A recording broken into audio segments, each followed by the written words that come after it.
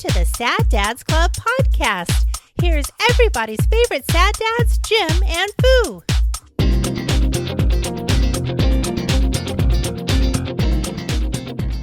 Wrap that around your wrist. What?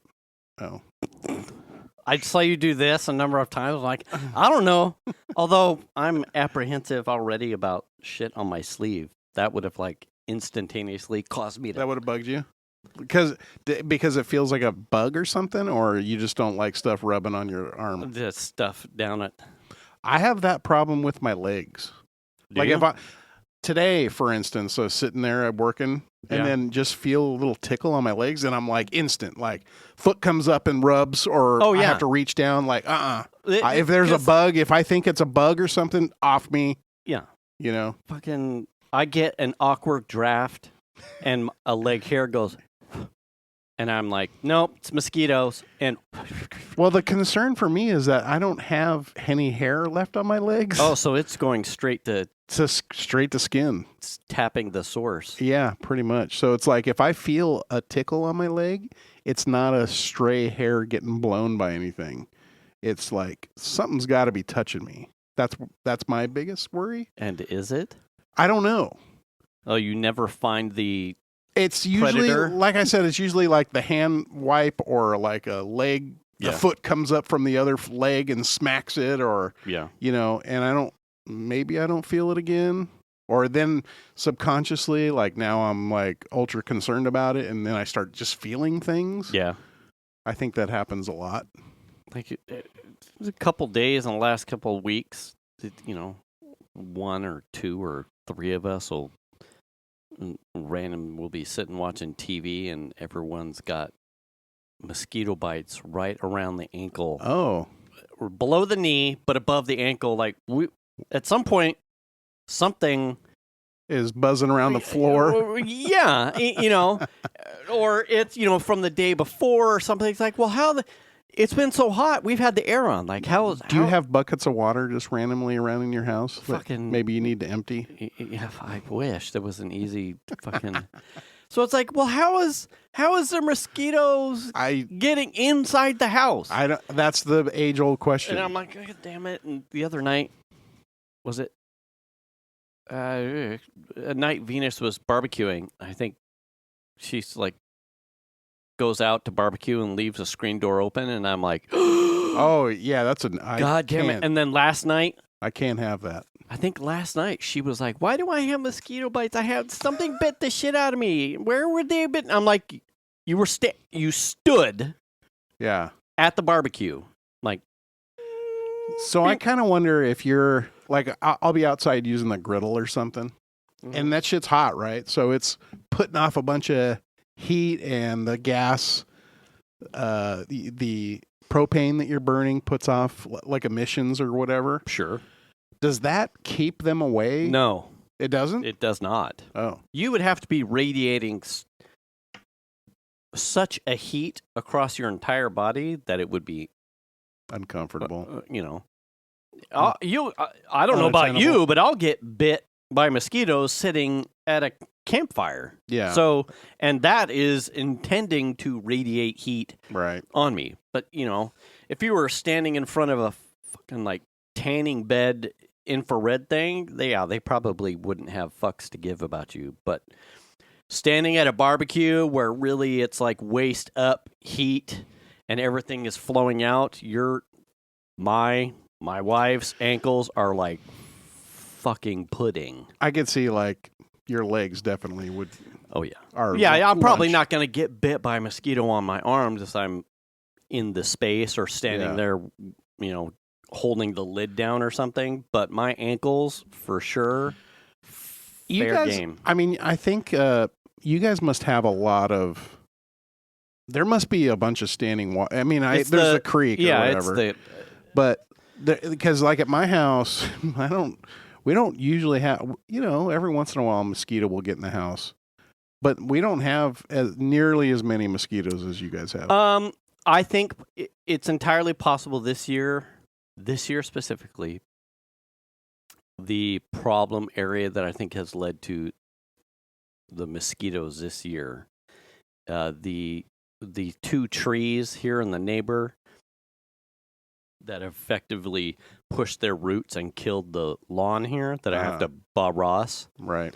I believe the roots have my irrigation like manifold on that side of the house. Yeah. I think they've run through and like cracked, broken some stuff, broken something in or near the manifold because it's constantly wet. And you'll see I have like a French drain with a pipe that goes along that fence line and then comes out right by the fire hydrant.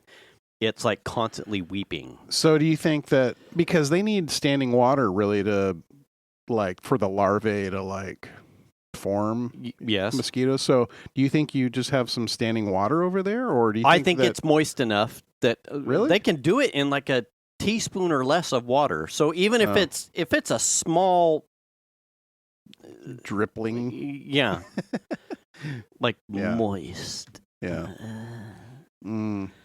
great. I think last weekend I went and just like sprayed it with soapy water, but I mean that's 1 week, 1 day to see. Is it the Chris Fix soapy water? However he says it. Do you not know that? No.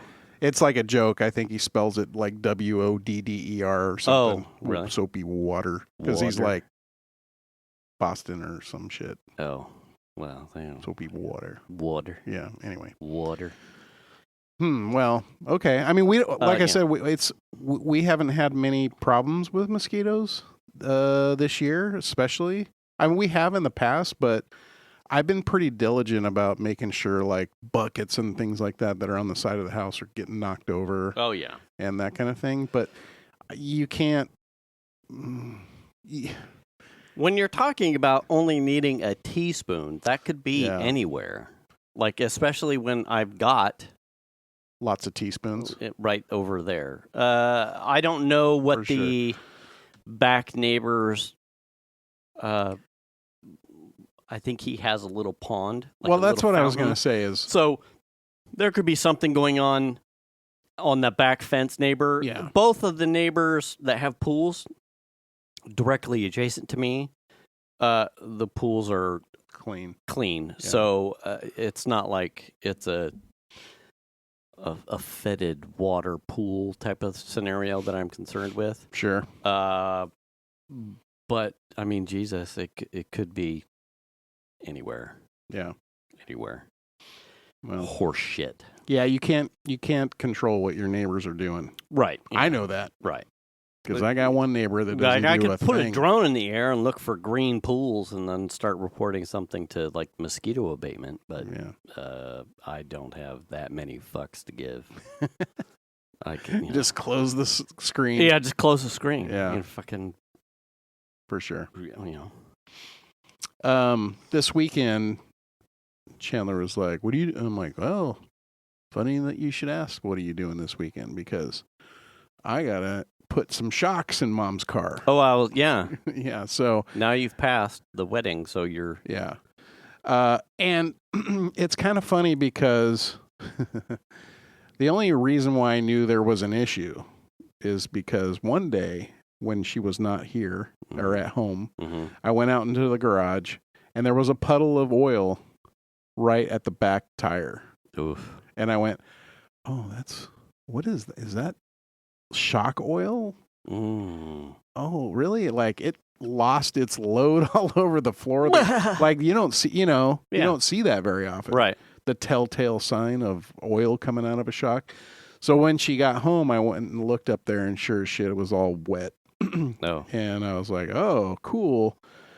So what I ended up buying was some KYB, just shocks, not the whole coil. Okay. And part of that was I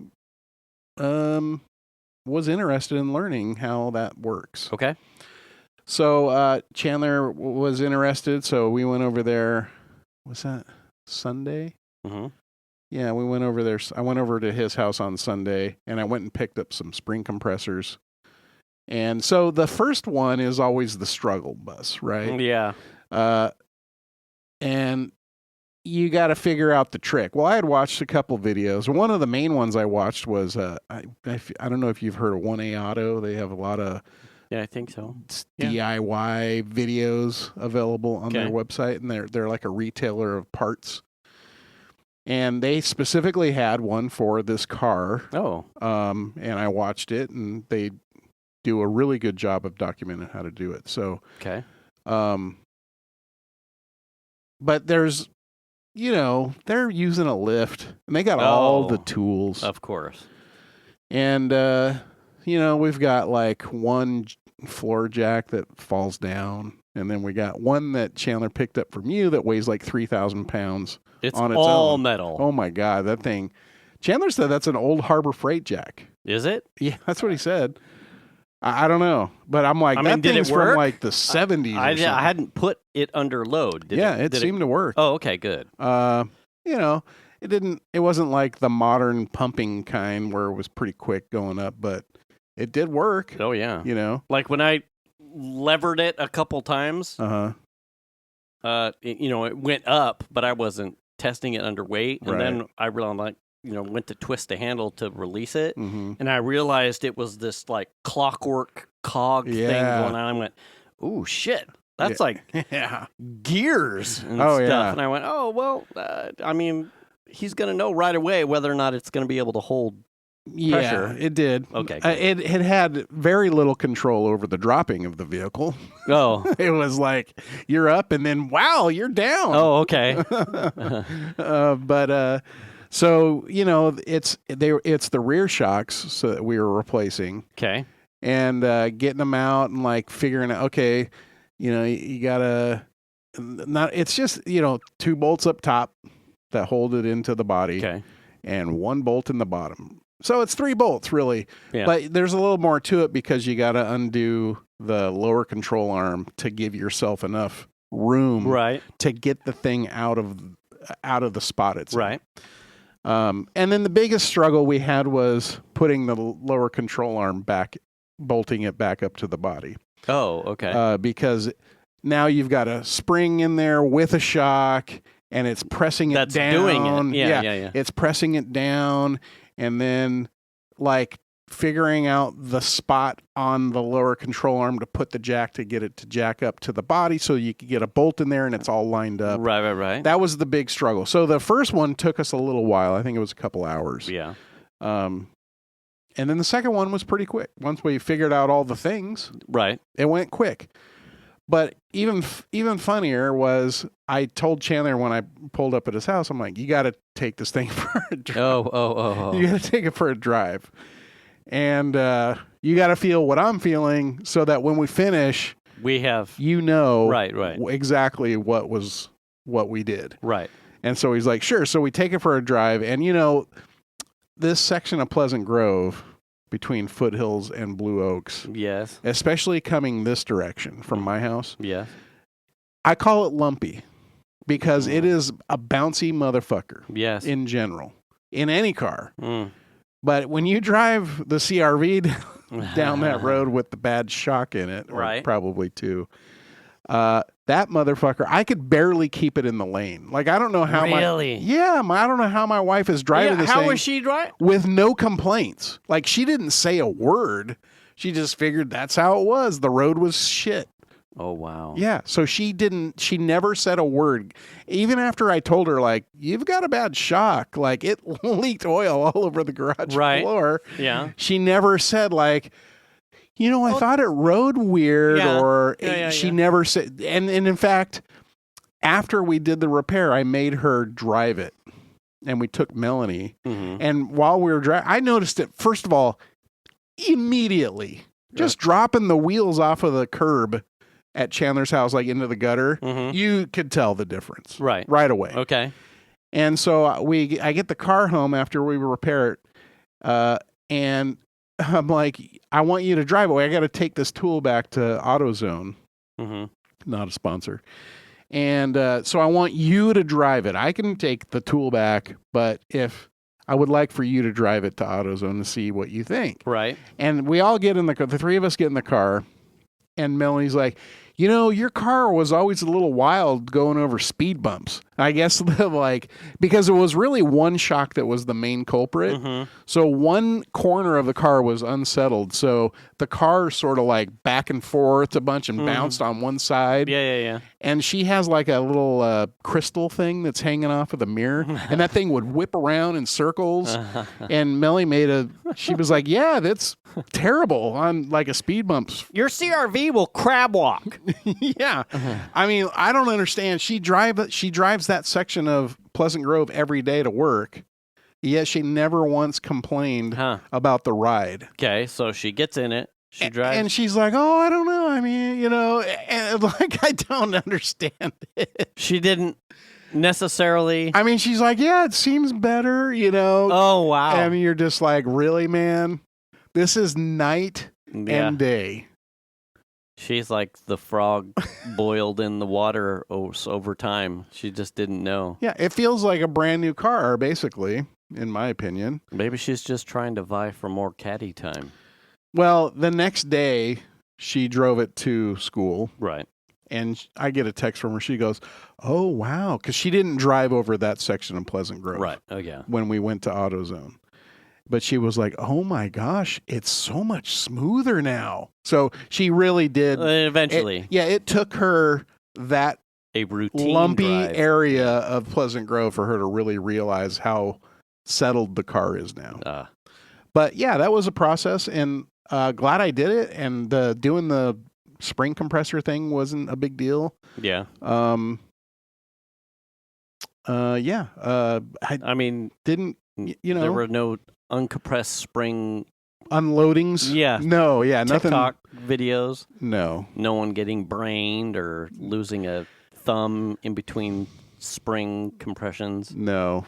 And in fact, at one point I was taking the compressors off and I was holding onto the springs and Chandler's like, oh, I mean, the spring is pressing out, so it's not going to smash your fingers. Right. Yeah. But he's like, I'd get my fingers out of there. But it was kind of cool to like see how all those go together and like how much tension those springs have. I mean, they're like 3/4 of an inch around or something. They're big. So yeah, that was kind of fun.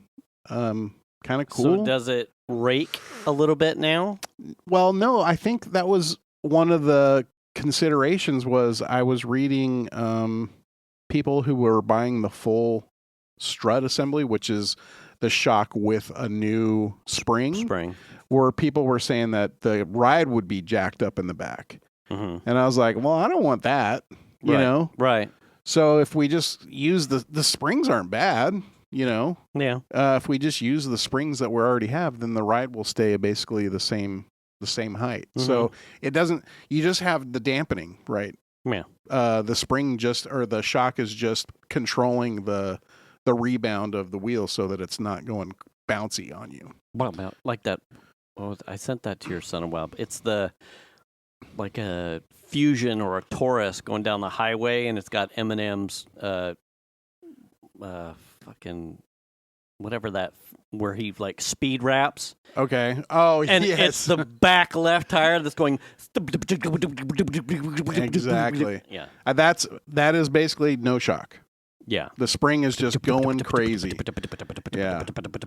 So we had that essentially on one wheel. The other that shock was completely dead. I pressed it in and it never even came back out. No. The other one pressed it in and it was just like just barely coming out. Oh. It wasn't like right.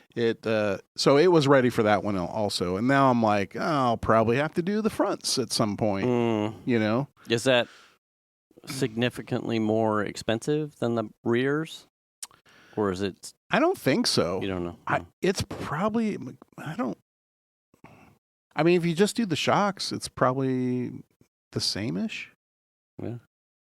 I don't know. I don't know if there's like something like a higher end or more because front wheel drive or something like that relative to the CRV. No? Not that I'm aware of. And I'm not going for performance. This is my wife's car. Who clearly may not even notice. She wouldn't notice if it had a fucking V8 in it. You know what I mean? She might notice that, but she wouldn't she would just drive it and be like, "Oh wow, I feel like he did a good job." It feels a little bit more peppy. Yeah, we lowered it. Oh, weird. Yeah. Well, like when I did the brake fluid exchange, like I could definitely tell the pedal was a little firmer, but she didn't. She couldn't tell. Nothing. Yeah. So, but I was like, well, I told her in the car, I'm like, I hate to waste several hours of work. Not your car definitely had bad rear shocks. Right. But I hate to waste several hours of work on your car in Chandler's garage for you to not even notice when it's clearly noticeable. Right. Yeah. So I want to get your opinion on this. Right. So she did. She eventually was like, "Oh yeah, it does make a difference." So she gets it. Well, that's good. And I told her, hit some speed bumps. We'll see. I mean, don't hit them, but I want to know what your opinion is of hit the whoops. Yeah. Like speed bumps in my car are terrible. The suspension in I assume your car is very similar. The suspension in the Cadillac is pretty stiff. So when you do speed bumps, it's pretty harsh in the cabin, unless you go slow over them. Yes. And your suspension is even more stiff than the Cadillac's, especially if you're in if I even or whatever. Yeah. I don't even entertain something other than the default in like a parking lot with speed bumps because it also lowers it just by does it really? Yeah, just by a smidge. Okay. And then I'm Oh yeah. So I don't have any sort of let's see. Where is something where I have no. I mean even the I'm trying to think of a location where they do like the long neighborhood. Right down here towards that school that's Cook Riolo down that way. Yeah. There used to be a portal with the firehouse that's no longer there. They have the long tabletop speed humps. Yeah. Those also don't work for me. It's too long of a stretch. At the on the lowered setting, sport or track. Yeah. I'm not high siding, but you'll get a little scrapage. Yeah. And I'm like, fucking. I don't want to be scraping my car over anything. I want to know. Yeah. Not even a little bit. Yeah. No, thank you. So, excited to get the work done. Yeah. Cool to be able to do it yourself. It was a lot of work. I was definitely tired when we were done. Yeah. But also it felt rewarding, and also knowing that you're saving literally $300 or $400 or more for installation. Sure. Like that's just that's what I saved on the parts. Yeah. So the installation is going to be if you were going to buy those parts and have someone install it for you, that would probably cost $700,000 easy. 700,000? No, 700 to 1,000. Oh, okay. Yeah. I assume in that range. And I mean, we joke too about her noticing it, but in the event of an emergency maneuver, oh yeah, she is much safer. Like kept saying now, it was unsafe. Yeah. The way this thing drives, I could barely keep it in the lane driving over to Chandler's house.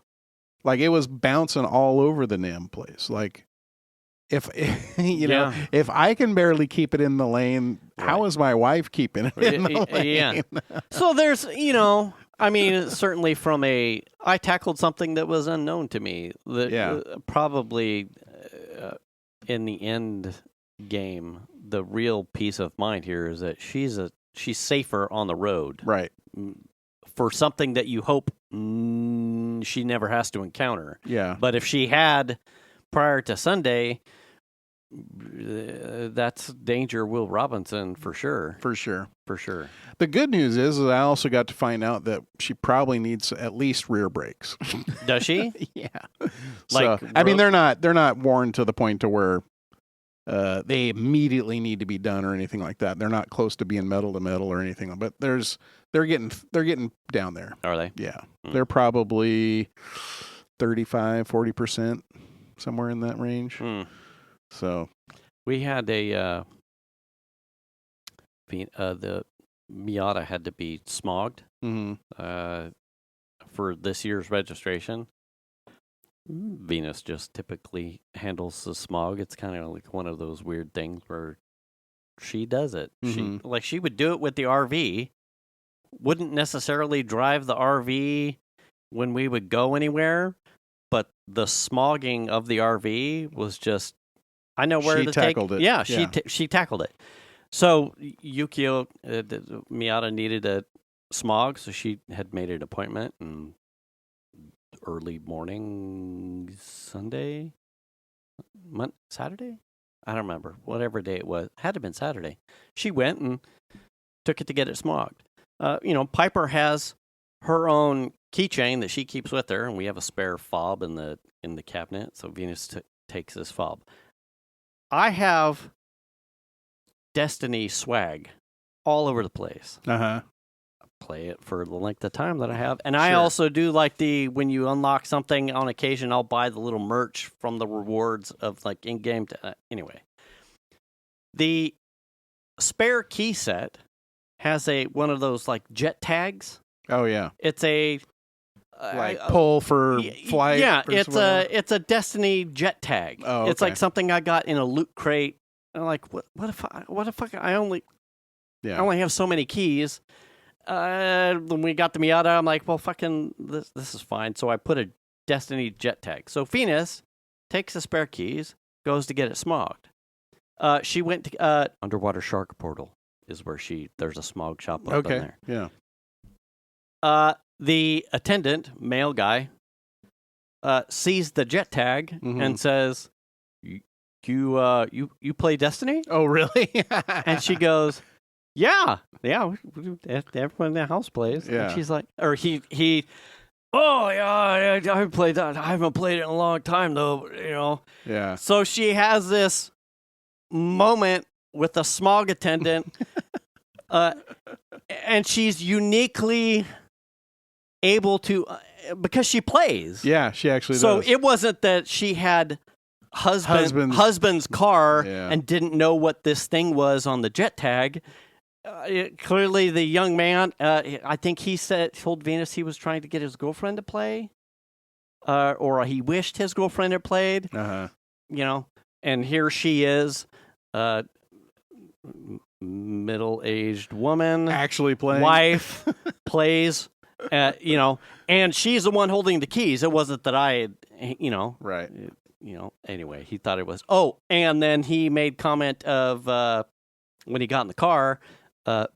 Man, that's what it was. He didn't wish his girlfriend played Destiny. He wished he was trying to teach his girlfriend how to drive stick. Oh, okay. And it wasn't taking. And Venus approached the conversation with like, our household, like, you don't have to like it, but we would like you to learn it. Just from a perspective of knowing how to drive it. Like, if your next car that you choose to purchase on your own is an automatic, I have zero fucks. But you should learn and understand, to some degree, how to drive a manual. He's like, oh, yeah, you don't see that shit anymore. Like, no. My girlfriend, but I really want her to. Yeah. Like, I mean, it's all kind of going the way of the dodo, but... Yeah. There's certainly So she ran into not only someone that had played Destiny and knew what the logo on the jet tag was, but it was also a fan of manual transmission cars. It was pretty funny. So typically when someone's a fan of a manual transmission, that means they're sort of a car enthusiast to a certain extent, right? I would think, yeah. Because I don't think if you don't give any rips about whether or not it's manual or automatic, you're probably not saying anything. Or, you just don't care. Yeah. It's not important. Okay, so I'm going to pull it in. Yeah. Could you imagine being at a smog shop and not knowing how to do, like, what's going to happen then? They just smoke your clutch. Are you gonna stand here? Wait, can you pull it in for me? Yeah, could you? Actually, I need you to sign this manual transmission waiver. Oh God. Which says that you will pull it into the silo. Because no one here knows how to drive manual. Right. I mean, I'm sure. Do you do that for everybody? No, we can handle automatics because brain dead. Yeah. I'm sure that happens somewhere. It has to. Yeah. Because you know what they call a manual is the Gen Z or whatever anti-theft device. Oh yeah. If you have a manual, they'll just be like, we're moving on. So where's the Prindle? Yeah, exactly. What? Yeah. Yeah. That's funny. Anyway, yeah. We had some feedback about solar. Oh, we did? Yeah. That was interesting from Dave. I don't have a breakdown of my daily. Yeah. But I did. Okay. Let's rewind. Yeah. Dave. First of all, let's just say I didn't know Dave had solar at his house. Did you? I didn't know. No, I didn't. I don't think I realized we've been there a couple times, and I couldn't tell you I knew where his panels were on his. I mean, they got to be on the house side of the house with the driveway, because that's the south-facing side, right? I swear I've looked going into or the front door. Or maybe they're outside. Maybe they're in a. I would think they would have to be on the Penn Valley town. Maybe he's got them in the field or something, or on his garage. Maybe he uses his RV as the solar panel holder. Yeah, because I've been there. You've been there. Yeah. I would not know which roof profile his panels are. Maybe all the rocks are solar. Buried underneath the rocks? No, the rocks themselves. Oh. Just little solar panels, and then just because they're sitting on each other, they just pass the energy on. Just a lot of little wires. Yeah. Just all feeding into them. Yeah. Yeah, he gave us a ton of feedback on. Yeah, there's a lot to it. Honestly, some of it over my head to a certain extent. But apparently, because he was talking about what we were kind of talking about, which was the rule changes, right? Which has to do with the contracts, the NAM 2 and the NEMs or NAMs or whatever. Yeah, NEM 1, 2 or 3. NEM which is 1, 2, and 3. Yeah, the 3 being the latest that screws everybody. Right. Yeah. So that was interesting information. But and a lot of our, I think we need to asterisk this too. A lot of our conversation last week was coming from the perspective of someone that was working from, and it's probably good to circle back to it. We were coming from a headspace of, if I've got panels and I'm generating extra power, someone that I'm not using, then why would I not be getting paid for that? And from a certain point in time, that was one of the selling points of getting solar, because it was, hey man, if you're not using it, they're going to pay you. Right. And so that was a lot of the perspective of well, if that's not a thing anymore, then the whole thing is kind of just ridiculous. And it wasn't until, or just us being frustrated. Yeah. And it wasn't until, I think when Venus finally listened to it, we were talking about, because we've kicked around, panels. Yeah, I've looked into it as well. Right. But then you kind of leave the end of the conversation that we were having last week, and you're just kind of well, it's kind of pointless because, but Venus was pointing out that when we get our electric bill, we're routinely it's blasted on our bill. You're in the you're high usage. Yeah, you're in the highest 95% of your neighbors. You're blowing everybody out of the water in your energy consumption. I kind of wonder if they do that for a lot of people that probably don't deserve that, though. Well, I would. I'm just curious. It may be. I mean, it certainly could just be a blanket statement to trying low-hanging fruit, a bunch of people to like unplug some stuff. Yeah. Without comparing probably all of your neighbors' bills, you don't probably know with 100, or unless you speak to someone at the power company, like, could you tell me? Yeah. Relative to my bill, like what my neighbor is actually using in kilowatt hours? Like, could you tell me? It's not lost on me at night when I flip the lights off to walk into the bedroom and go to bed, how many LEDs there are around my living room, in my kitchen, in my bathroom, that are just lit all the time doing something. Yeah. So Venus was pointing out, she's like, we wouldn't really have to worry about not getting paid by the man anyway, because we burn through so much power. We would probably be lucky to actually run net positive throughout the day anyway, with the amount of space that we could generate back into that. Like, we, at best, we may curve off some of our bill, but we would never run negative to being like upset about not getting paid. Like, if I could shoot for half, half or fucking break even, but I'd be like, woo! But isn't that sort of the promise of, that's the whole thing, right? In my opinion, the promise of solar is free, reusable energy, as long as the sun's out burning. Sure. And to be able to spend that kind of money to put panels on your house, right? To only be able to use the power that comes out of them really in the daytime, where most people are at work. Oh, yes. You know what I mean? Yes. Like, they're not at home running the dishwasher. They're not at home running the washer and dryer, and they're not using the TV, or they're, you know, all the main things that most people would do in the evening when there's no sun. Yeah. You know, that, in my opinion, that's sort of the promise or the idea of solar in general. And to be able to like generate during the day when you're not there, right? Extra power, sure, to feed it back out to the grid and have credits come back to you. Here's power. Right. Here's some credits. Right. Now that's going to offset your usage in the evening. Right. You know, so the promise of, I think my opinion is the promise of what solar could give you has been taken away to a certain extent, unless you spend way more money and buy a battery system. That's sort of my takeaway from it. Yeah, and your return on investment takes a lot longer to recoup.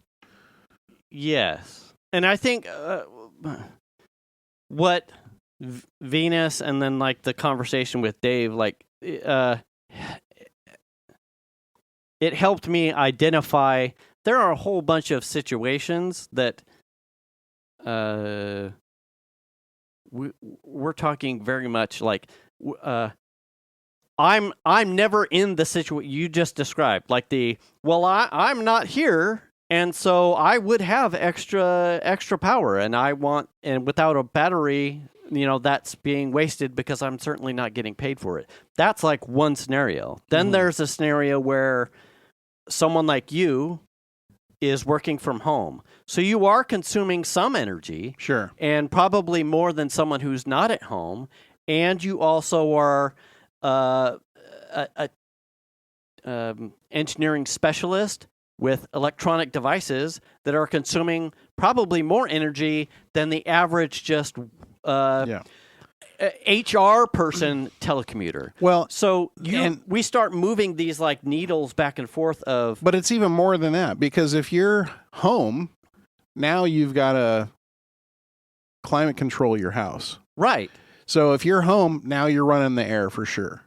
Right? Right. So when you're not home, you can shut that down. See what I'm saying? Like, right. Well, for most people, that's just it. Like, you start setting your cost outputs to, well, if I'm going to be telecommuting for the remainder of my career, let's say 15 years, well, to what end does a battery wall make sense? I know what my current usage is, and I'm going to burn through that current rate minus 1 or 2 children for 15 more years. I will never have a surplus of solar power. So the outward expenditure of a power wall doesn't make sense to me. But if I knew in 2 years I was going to early retire and go into contract work part-time where I'm leaving the house, now I'm in a cost space where I have panels, I will be making a surplus, and a power wall makes sense because when I come home, I want to use what I've generated an extra because I'm not going to get paid for it anyway. So now all of these things where we've been talking in super generalized terms, it becomes like this spaghetti western of hypotheticals, where it's like I can't fucking see the future. Yeah, like how do I know? Dave he came up with a good point about like, well, when you get an EV of some capacity, you could use the battery wall to do a dump, so you don't necessarily have to plug it into 110 or run a 220 line. If you used your panels to dump into a battery, to dump into your EV, well then, there's your surplus, so now it's not if you're the person that goes to work every day and there's no one in your home and you have panels, well, you would have a surplus, but you're not getting paid by the man. But if you did have an EV, well, then you want that battery wall because you want that free power going somewhere. Yeah, because you're going to charge at night. Right. You would charge when you get home. Yeah. So now you're in a hypothetical where you're not a telecommuter, but you do have an EV, so you need need to scrutinize your lifestyle. Yeah. Based on that that's just bonkers. Oh yeah. And then I felt, because Dave asked, here we are again, round 2. It was a really great conversation, and I almost felt a little stupid for how completely generalized we approached it. But I think most people are going to approach it from that regard, because what other way would you? I mean, right. And I think that's good that we're talking to the second one, because like it's not as simple as, well, I'm not getting paid, so it doesn't make good sense to me. It's like, well, they changed the rules, though. Certainly, but now it's like, well, okay, are you in a scenario where you're going to be looking at changing jobs? Or are you in a scenario where you only have so much real estate for panels that it would make sense, or wouldn't make sense for a cost payout because you're not home anyway and you can't afford a battery wall? Well, okay, that makes sense, but you're in the market for an EV. So perhaps the amount of panels that you could put on and a cost-effective battery wall for your EV does make sense. It's not about running your house, but it is about being a battery for your car. Yeah, but I mean, now it's like, okay, my $50,000 or $60,000 EV now just became a $70,000 EV. Sure. Know, and that's the whole thing. Yeah. There's I start looking at all these things too. Like we've talked about retirement and like all these things, and like mortgage is just, and like I start seeing these $20,000, $30,000, like, well, I'm trying to be fiscally responsible without being fiscally constrictive. Mm-hmm. Like, yeah. Some things need experimentation, and some things need you to try something that you haven't done before. But these are expensive ways to experiment. They are ridiculous. It's like, I would love to have a pool. Yeah. I think I have missed that financial boat that makes sense for who would get usage out of a pool at this time, given the age of your kids. Piper's probably on her way out. Xander's probably got potentially 3 to 4 years tops, maybe left, and then he's moving out. I look at a pool as like, I'm not a swimmer. Yeah. So now I'm like, well, what about return? Venus would love like a spa, but we don't need the same size spa that we had 15 years ago. It was like a 8-10 person small pool. Yeah, fuck oasis. Hashtag sorry kids. Add some more bleach. Yeah, just kill everything that was in there. You see, it's antimicrobial. Trust me. Can you put a gallon of chlorine in a spa? Oh, you don't want to get in the spa tonight. Why? Well, because your mom and I used it last night. Well, I did. So that makes more sense. Sure. Like a spa is probably doable, but a pool. I would love a pool. I'm sure Venus would love a pool. The summers are getting. And there was that too. We were talking about. Well, it only seems like we're getting more and more longer and longer heat waves, sunny days, less overcast, less right. The heat aside, it seems like our cloudy, partly cloudy, solar inefficient days are becoming less and less. So to what end does the opportunities for financial recovery make more sense? The further we get, the further climate starts fucking us in the backside. I mean, it's complex. Yeah, the kind of the view I have of it, and it's very narrow-minded. I have to admit, is essentially like it seems like the cost of solar doubled, right? And it's not even that it's all in the solar cost because now it's also a battery. Yes. So you're in a lot of generalized cases, you probably do need a battery if you're looking to just kill your bill, essentially. Which is, in my opinion, for many people, that is the promise of solar, right?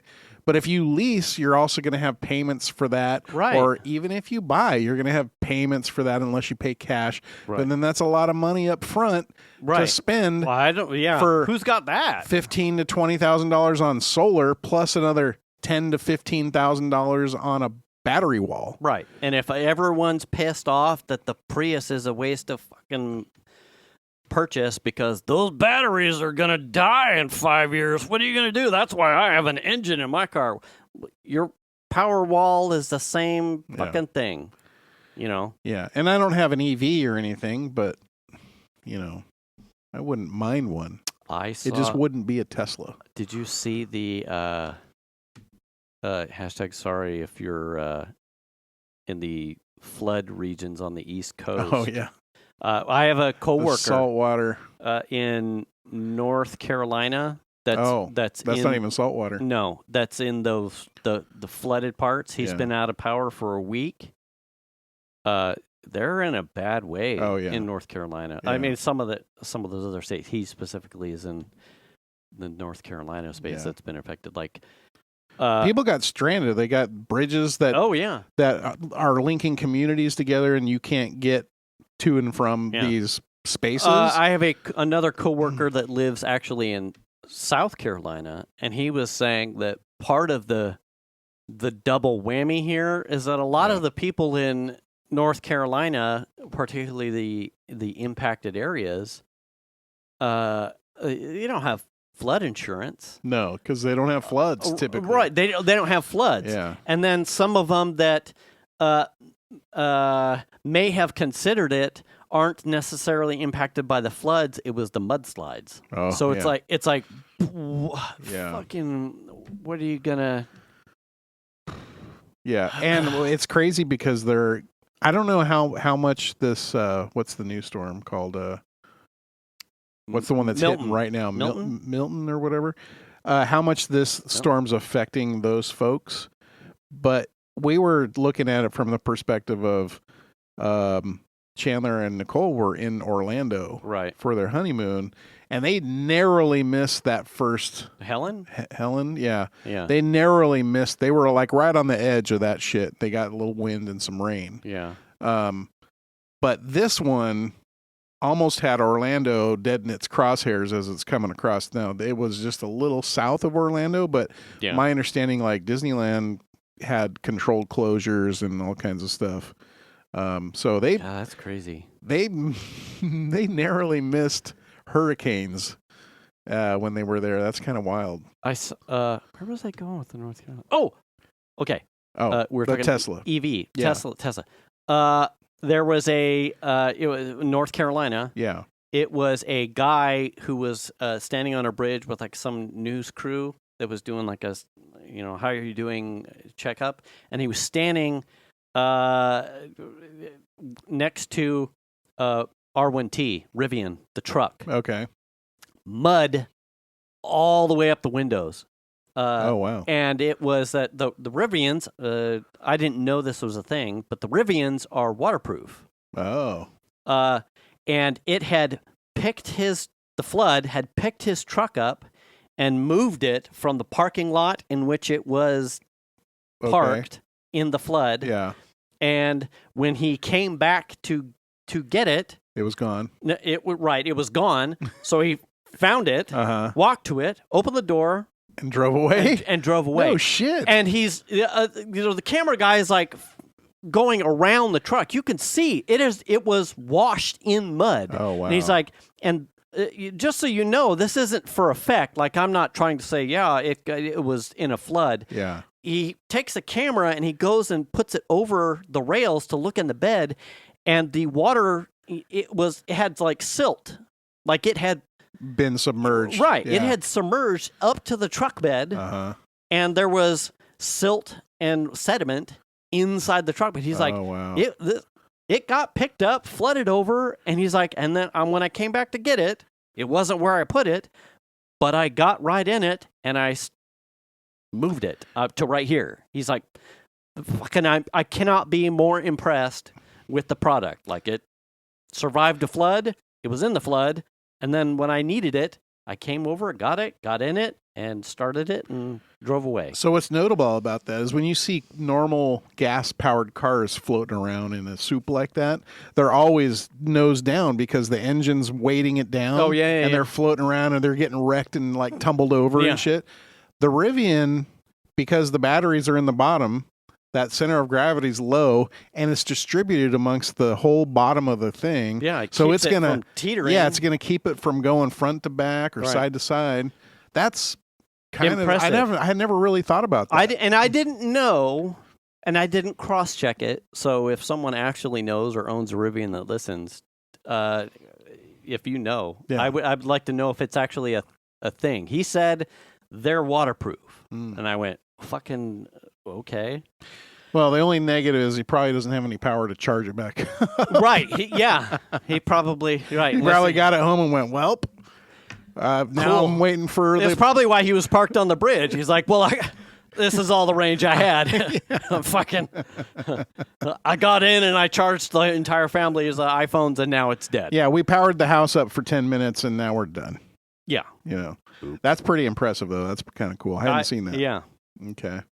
Now, the other part of that is in Florida, where the Teslas were inundated with salt water from that first storm. Yeah. The salt water really affects those batteries, and they catch fire.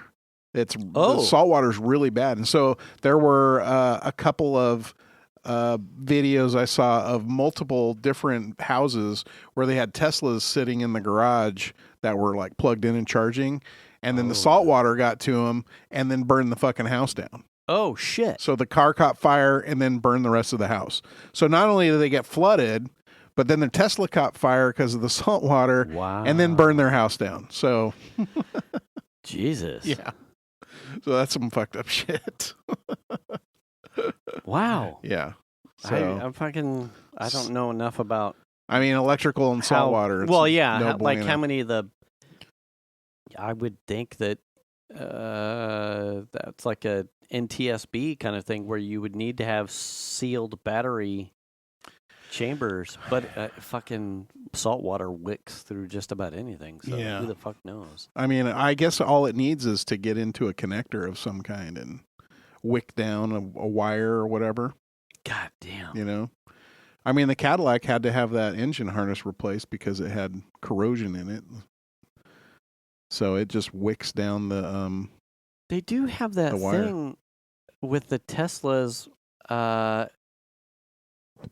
Like I've heard it described with they're like hospital grade HEPA filters. Like the cabin is sealed to such a degree that it's like clinically clean. Right. So it would be weird that at least the cabin wouldn't be pretty sealed, but obviously that doesn't mean shit for the under chassis. Yeah. So I mean, maybe the charge port or something. Yeah. I don't know. How bizarre. Or wherever those wires from the charge port go to like lead into the battery enclosure. I have no idea. Someone was saying that relative to Florida, like you can next year you can expect, if you're living in Florida, your insurance rates, good luck. Yeah. You know, because and I always wonder, is that like the same kind of scenario that we have up here with people in fire insurance? I was just going to say that. At some point, we got the fire people, we got insurance companies canceling houses, homeowners insurance because of just fire reasons. Yeah. Whereas now they have, it's probably worse I would assume it's worse in Florida. You would have to imagine. Because not everywhere in California is affected by wildfires. Right. Right. But Florida is a fucking peninsula. So and that storm that's hitting right now is going to wipe over the land and come out the other side. I saw this afternoon, it was because I was watching a couple like live cams of it getting close or coming onto shore. Yeah. And someone was describing the extra concern that they were having because Helen had just come through and they haven't had a chance to clean everything up from that. Right. And given the strength that whatever the new one is, it's with an M or something. Milton? Yeah, I can't know if is it Milton? Milton. Is it Milton? Milton. That they're concerned with having not been able to clean up from the prior one. Mm-hmm. That what that does when you've got another hurricane coming through, everything that hasn't been cleaned up off the streets is now a fucking projectile. Oh yeah. So you've got a problem where a hurricane is already going to pick up and take whatever it wants and use it to abrase or sandblast what humanity has tried to put on the face of the planet. Right. But when you have existing human trash, garbage, construction, and then nature's garbage left for the next guy to come up and work with, as far as like, well, how am I going to destroy as much shit as possible? Like it's problematic, especially when I saw, what was it? Jesus, 185. I think yesterday it was up at 185 mile an hour, and Venus sent me a thing that they had peak winds up over 225. It was like they're reaching the wind speed was reaching the scientific limitations of what is possible with wind in the atmosphere of the Earth. Like it's wow. You are running into scientific mathematical limitations of what Earth's atmosphere can sustain. I'm looking at the National Hurricane Center and Central Pacific Hurricane Center website, the NOAA website. Okay. And it's got a map on the homepage, and it is showing Hurricane Milton. It looks like it's reached landfall, the west coast. And right now, maximum sustained winds is at 105. Okay. So it's 3? So it went from a 4, it made it to a 5, and I think it dropped back down to a 4, and it probably has to do with the warmth of the water or something. Yeah. And then as it crosses land, it'll lose some steam, right? So I assume it's losing steam because it's starting to cross over the peninsula now. Sure. There is a YouTube channel I enjoy watching called Rain Man Ray's Repairs. He's just a guy that has a shop. Mm-hmm. And I think he's in Sarasota. So his house is actually inland, and his shop is in Sarasota, which is out near the coast somewhere. Mm-hmm.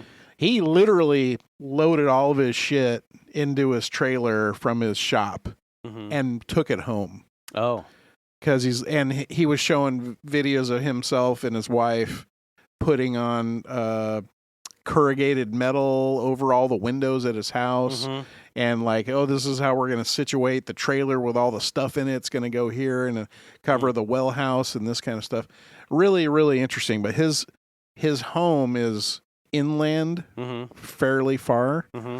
He had also done a video from Helena. Mm-hmm. Is that what the first one is? Whatever the first hurricane. At least Helen. Yeah. So he did a video where he drove around the coastal areas after, like, trying to help people after that hurricane. And, that hurricane pushed up into the corner. Yeah. And Sarasota's south a little bit. Man, they had shitloads of sand all up over all the roads. Oh. Yeah. It was amazing. He was just trying to navigate the areas, and it was sand. Just tons and tons and tons of sand. The cleanup on that will take months. Yeah. So in my mind, I'm kind of curious is if it's if it hits an area like Sarasota that has already had this sand built up from a storm, will that help protect it, or will it make it worse? You know what I mean? I guess it depends on what kind of like water they get, how high the water gets. Yeah. Man, it's bonkers. Yeah. But he showed a video of a house that was on the beach side of the road where the sand had literally washed away under the foundation. You could see through the bottom of the cement and like daylight underneath the cement of the foundation. And I was like, oh shit, that's a big deal. Your property no longer has anything. It's not sitting on anything. Yeah. So, goddamn, the power of wind and water, pretty amazing. Anyway, I hope Mother Nature has zero fucks. Yeah, I hope all those folks are doing okay. Pretty awful. And then there's another one forming out there. Is this one in the Gulf or off the eastern coast? This one is sort of out in the middle of the ocean, called Leslie, and it's a ways out there. Is it? Yeah. But this Milton was weird because it was, I mean, I know they come from inside the Gulf on occasion, but I hadn't necessarily seen one. Just form out there? Yeah, like, and then make and its then way. Zip off? Yeah, like something that curls around or something that comes and then slow rolls and then comes back out. It seems like typically they come from the colder Atlantic area and they move with the jet stream like west. Yes. And then roll over like the Dominican Republic and a bunch of shit like that. I was going to say, I'm sure Haiti and Dominican Republic and the Caribbean is like, have a good time. Right. Fuck you, Gulf of Mexico. And then it'll whip over Cuba and then come north and hit Florida. Right. Or something like that. But it seemed like it wasn't the other storm came out of the Gulf too. So both of these two storms have whipped up out of the Gulf and come up north into Florida and... Oh, I don't know if I paid attention to where Helena started. Yeah, it came from the Gulf side. Made a porn dick turn, but I didn't. It came from the Yucatan Peninsula area. Oh, did it? Yeah, very similar to Milton, but fucking not the same. Not the same track, but very similar. Good job, Cancun. Just sending up your white dude garbage up into the Florida. Oh, well, we probably deserve it. It's amazing. It really is. One of the things that blows my mind is, speaking of garbage, humans just generate so much stuff, right? Yeah. We had the big Japanese tsunami that happened 10, 12 years ago, whenever that was. Like that was incredible unto itself. Oh yeah. But the amount of, like, we're talking a tsunami from the ocean that just rolls in and then sucks all of the garbage off the land back out into the ocean and just and all of that stuff just goes out in the ocean. It just, to me, it just boggles my mind how much stuff ends up out in the ocean. And the only reason why I mention that is there's that I forget what they call it. It's the big, they have the big gyre of garbage out in the Pacific, right? But there's a company now that has these autonomous. It's not autonomous. There's a couple boats that drag a big net and it funnels all this garbage. Yeah. And one of the things that struck me was how many, because a lot of it's fishing vessel-y related stuff. Yeah. How much stuff has Japanese writing on it? Oh, yeah. And I'm like, yeah, because, the tsunami just fucking went in there, filled up all their shit and broke everything, and then sucked it all back out into the ocean. So there is literally probably thousands of tons of garbage that got sucked off of the Japanese landscape and went right out into the ocean. I think it was like 2 months ago. I went looking. I think something about Fukushima came across my feed. I haven't thought about Fukushima. And then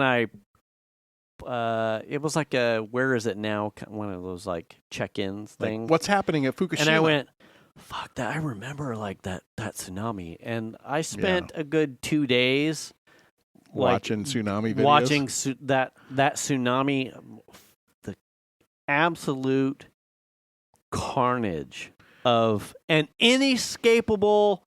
Just there is nothing you can do. No, This is coming. Well, what's bonkers to me is you look at these communities that got really hit, and they are seaside communities that have built, so their whole coast in the community is a seawall. Yes, yeah. So the seawall is meant to keep the ocean back. They're not worried about what the view is. They're worried about keeping their community safe. So they build these giant tsunami, what they think at the time is tsunami-proof walls that completely block the view of any ocean. These aren't people like domestic U.S., like Malibu, and where they're building beachfront homes because these are people who are like fishermen or whatever. The Ring of Fire, this is a way of life. We need to protect ourselves from the monster that is the tsunami. And it goes over them. Yeah. That's what's bonkers about watching those old videos. Yeah, just nuts. It's like, holy shit, the water just comes and comes and comes, and then next thing you know, boats are flowing over the tsunami wall, and you're like, what the fuck? Yeah, guys that like turn on their fucking boat and just start going, hoping to make it out into the sea, and you could see the smokestacks of this dude who's just dropped the fucking hammer, like, please, I hope it makes it. You know, the ones where it was rice fields, and you've got this thing is creeping in like a hand, and some dude and his little Daihatsu is like on a frontage, and you're just like, my God, go! Do not stop, dude. Don't turn left. You're turning left. No. You don't even need to use your blinker. Yeah, just fucking go. Like, could you imagine just like the terror, not hearing the siren, and you're just like, I'm going to work today, and you're like looking over, and there's just water, and you're like, oh, what? And it doesn't look like water. It looks like a brown mountain coming at you. Oh man, that field's. Are they irrigating early? What? Oh shit! And you look behind you, and you see in your review like the heightened sea just coming at you, like. And then the aftermath where you see like big old fishing boats or whatever that are on top of buildings, and you're like, how are they going to get that off of there? Yeah. You know what I mean? Like, what? But then like simultaneously, I don't know if there's a better, sadly, a better equipped people like rebuild, fucking, like I said, I don't remember what happened with Fukushima, but You don't hear about that. Oh, I mean, it just got fucked up. Yeah, basically. Fucking domed over. Well, okay. I don't know how far they have had to have gone in their recovery efforts or where it's at now. I haven't researched that in a while. But, I mean, there's that trash is probably in that giant ass pile, too. I'd be, like, worried. Like, I'd be out there in my fishing vessel scooping up garbage with a goddamn Geiger counter, like, okay. Yeah, that's a little bit concerning.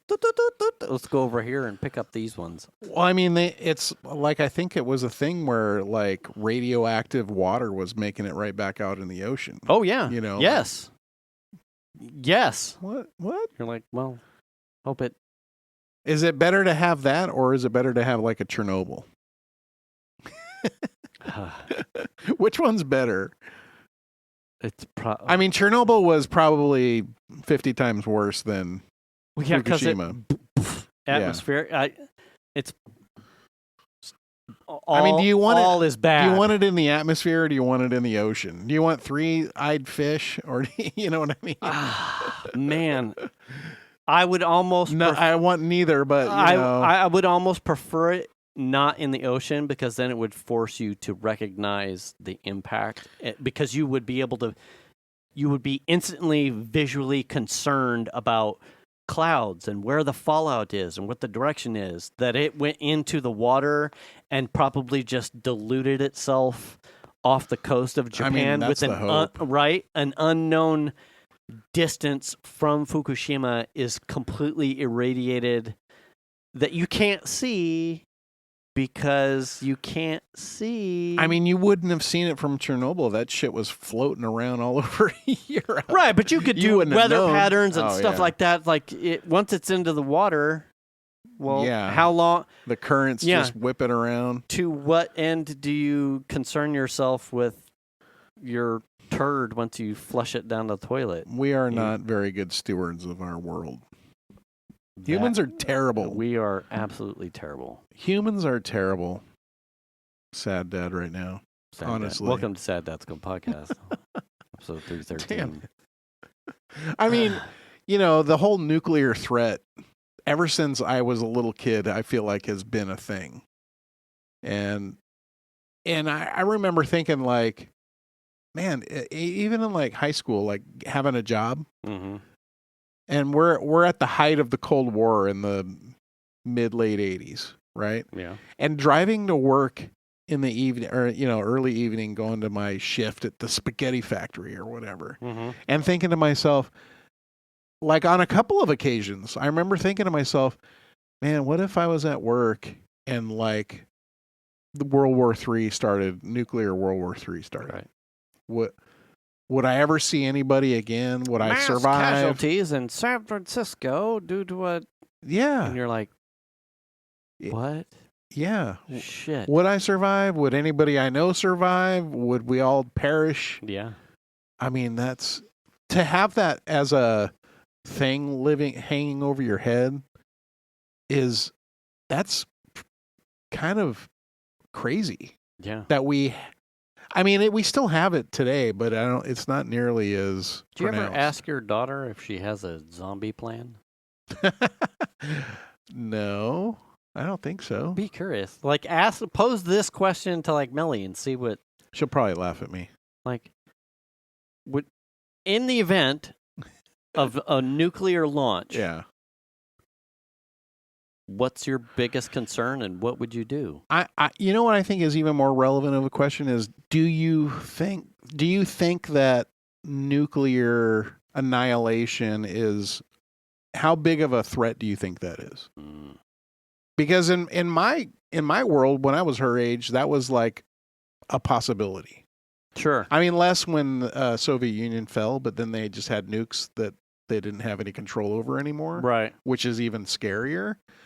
But like, I feel like with Putin doing whatever Putin's doing and Ukraine and like his threats and stuff, I feel like the nuclear threat has gone up, from a Russian standpoint. Yeah. Because he has said a couple times, like, we're not even opposed to using nuclear. Now, whether he's just saying it or not. Sure. I think he knows what that means. If you were to ask me what the plausibility, I think I would be more concerned of not necessarily large scale missiles so much as, well, I like the whole dirty bomb concept. Like, my nation isn't advanced enough to create a ballistic missile, but we are. Here's a chemical weapon. Yeah, but here's enough to take out tens of thousands, if not hundreds of thousands, leveraging wind. In a scenario where it's not necessarily the explosion impact, but the fallout impact, because you're close enough. Yeah, you're just, here's what I have to work with, and I'm going to min-max the environment and the location and weather patterns for the bang for buck kind of impact. I feel like we saw that, though, in the Gulf War. Because, like, Saddam was shooting off Scud missiles like they were going out of style. You know what I mean? Oh, yeah. Sure. And we were shooting them down for the most part, but he was indiscriminately firing missiles, and he didn't know where they were going to land. They're not guided. So that was scary to see that kind of thing. I can't imagine. That's like almost World War II warfare with the V-2 rocket or whatever that was called, like that Germany was sending over to England. Oh, yeah. Like, here's a rocket we're just sending up with a fucking missile. Big bang payload on it. And who knows where it's going to land? We don't know. It might not even make it. Yeah. But it could hit the city center. Who knows? Yeah. You know what I'm saying? That's the scary shit, because it's just fucking random. And making a wish. Yeah. Like, what the? Oh, my God. Are you fucking serious? They were even, I watched a thing recently. They were saying that Germany, actually, speaking of that, was the V2s weren't performing as well as they'd like because they weren't really pointable, but that they were transitioning. They were in the process of transitioning that to having someone pilot them. Oh, which was essentially a one-way ticket. It was like a kamikaze sort of Japanese thing. Kamikaze. Yeah, but from Germany. So they had built a cockpit. I don't know if you've ever seen a V2 rocket, but essentially the rocket intake was up on top, and they put the cockpit right in front of the intake. So you couldn't get out of the plane without getting sucked into the rocket. Oh. Okay. So you were screwed. Once you got in and launched, you were screwed until you impacted. Wow. Yeah. Or unless maybe it ran out of fuel, hopefully. Oh, yeah. That was your only hope. Just like, but I think a field. Yeah, I think more than, the nuclear threat was always sort of like an in the back of my mind thing, like growing up with these, with the threat that was possibly there. But I think indiscriminate explosions happening around you is probably 10 times worse. That's more fear bait than anything else. Yeah. Sketchy. We're at time. Wow. What a way to finish this one out. Hey, about that doom and gloom there, buddy. Anyway, you should... We're all going to die! We're all going to die. Or they'll get us with the, fucking biowarfare. That's illegal internationally now. Some people don't care. Hey, man, if a monkey escapes accidentally, it's a Geneva Convention. I'm just freeing the monkey. I didn't know we had that. That was another thing Saddam did, was fire chemical weapons at his own people. Yeah. War, man. Anyway. You should return the cart. Okay. With the fear of all of the destruction, you should wash your hands. Yeah.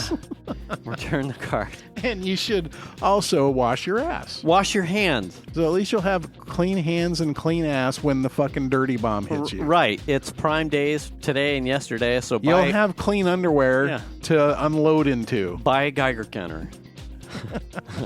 You should buy a Geiger counter. Yeah. Register to vote. Check your oil, Tony. Stay up to date on your shots, just in case the Geiger counter doesn't work. Yeah, pick up a broom. Do the kindness. Make the call if you need to. And we'll catch you Register to vote! I said that one. Oh. It's coming. It's coming soon. Like, we got less than 30 days. Oh. Register, vote, and vote. Yes. Vote and register first. It's a 2-step process. Yeah. Register. Get your ballots in early if you're mailing it in. But fucking A. Participate. And steal all of your neighbors' ballots and fill them out. Shit. And mail those fuckers in too. Yeah. Good luck, Reading. We know you got problems. And we'll catch you next week. Thanks for listening, everybody. Bye.